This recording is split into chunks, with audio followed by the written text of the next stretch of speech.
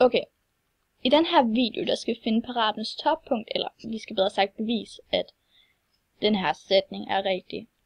Vi starter ud med, at det er en sætning for en andengrads polynomier, så det er sådan lettere at have med at gøre. Og det er så den her ligning, der hedder f parentes x parentes slut lige med ax i anden plus bx plus c. Og vi skal så bevise, at den lodrette linje kan findes med ligningen x lige med minus b divideret med 2a, som er denne her. Og vi kan så se her, at det er den lodrette linje her, og vi skal finde den her toppunkt. Og så kommer vi ind på denne her lige om lidt, hvor vi har, at på den ene side af den her lodrette linje, som er x0, der har vi x0 minus h herover, og så har vi x0 plus h herover. Og det kommer vi ind på lige om lidt, eller nu her faktisk. Yes. Godt. Vi starter ud med, at vi har en ligning, som vi skal bevise. Vi skal bevise denne her linje, som er x lige med minus b divideret med 2a. Og der skal vi så bruge det, vi fandt ud af før, at på den ene side, der var det x0 minus h, og på den anden side, så var det x0 plus h, og det er så denne her, vi skal bruge her. Men så for at kunne regne den her ud, så har vi jo hver, at det sådan set er f parentes x parentes slut. Så derfor skal vi sådan set bruge den linje, vi fandt ud af først, som er denne her. Hvis vi lige sætter den herover, der skal vi så bare udfylde det her. Så at x'erne her, de kommer til at simpelthen at hedde x0 minus h eller x0 plus h, alt efter hvilken side de er på. Den her side, det kommer til at være minus h, og den her side, det kommer til at være plus h. Når vi så endelig får gjort det, så får vi en linje, der ser sådan her ud. Og der kan I se, at jeg har markeret plus c herover med rød. Og det betyder, at det er fordi, at lige om lidt, der får vi flyttet over på den anden side, så det bliver minus, så c'erne faktisk går ud med hinanden. Og så ganger vi også lige denne her parentes ud med det i anden, og det samme herover. Det har jeg så godt nok ikke lige markeret, men ja, det kan I se i denne her linje, som kommer her. Tada! Godt.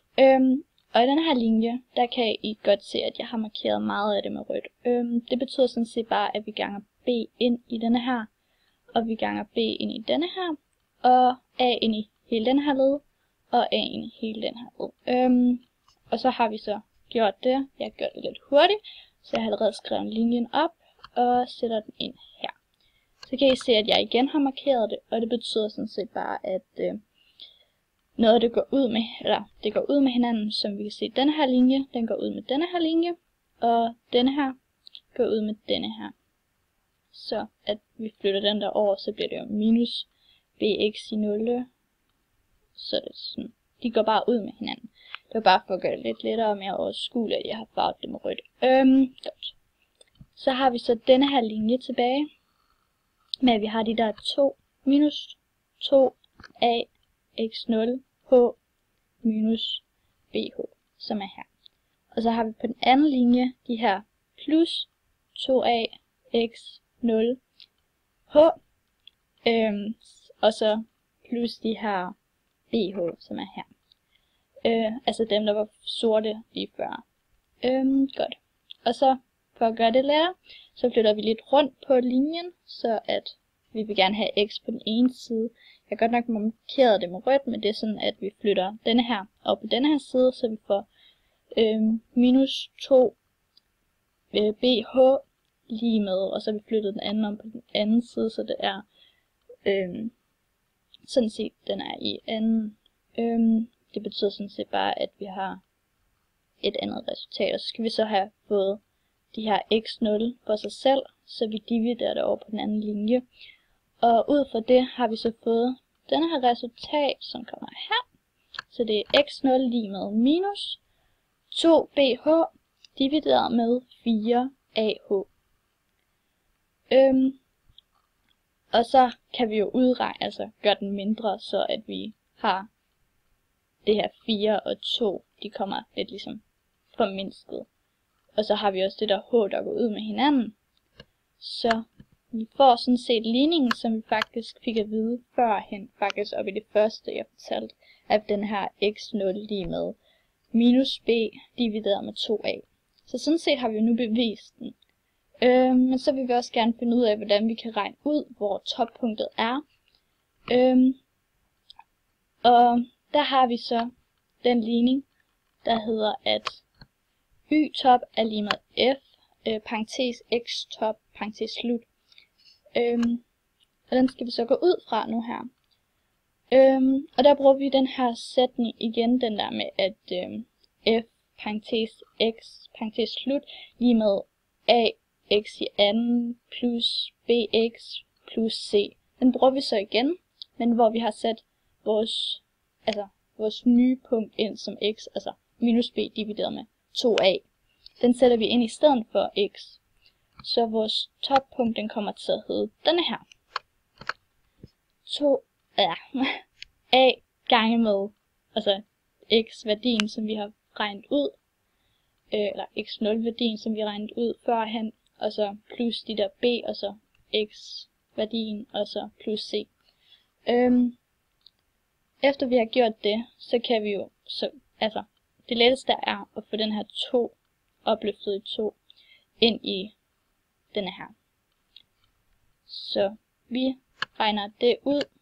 Det gør vi lige hurtigt. Eller, jeg har allerede den klar. Og så er det jo med, at a gange med parentes b i anden.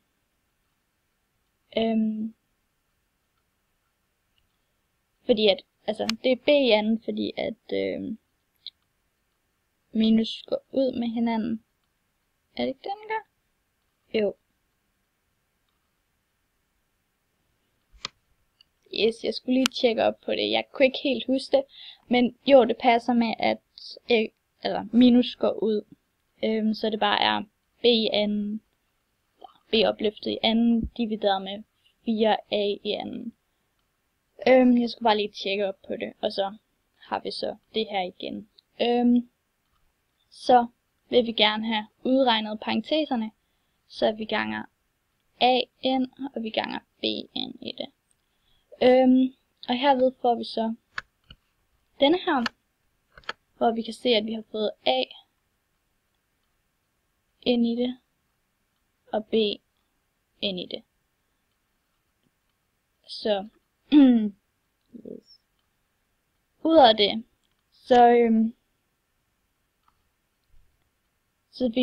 så vil vi jo også gerne have, at c kommer op og bliver i en brøk, som vi godt kan sige, de her er.